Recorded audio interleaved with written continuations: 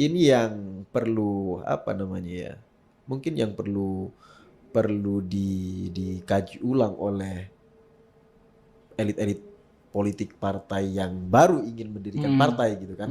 Mereka harus betul-betul melihat ceruk mana yang seperti yang kamu sampaikan tadi, ceruk mana yang harus diambil gitu.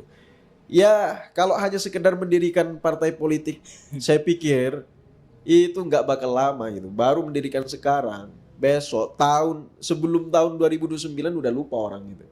Oke. Jangankan ini sih, yang seharusnya masuk parlemen dari partai-partai baru yang sudah berdiri sebelumnya itu partai buruh sih, dan harusnya mendapatkan apa namanya, kalau kita melihat dari eh, apa jumlah buruh yang ada di Indonesia misalkan dari data BPS kalau nggak salah itu 54 juta gitu kan.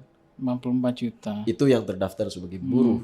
Sebagai buruh ya. Kalau misalkan yang Udah terdaftar pasti sebagai anggota syarikat-syarikat buruh mungkin sekitar udah pasti pemilih itu yang sudah kerja. pasti pemilih yang seharusnya ini jelas partai buruh ini pun jelas ceruknya ya. Platformnya udah jelas. Platformnya sudah jelas.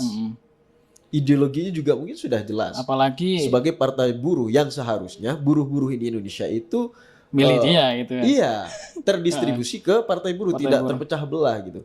Persoalannya buruh-buruh kita itu kan terfragmentasi menjadi beberapa bagian, beberapa syarikat gitu kan.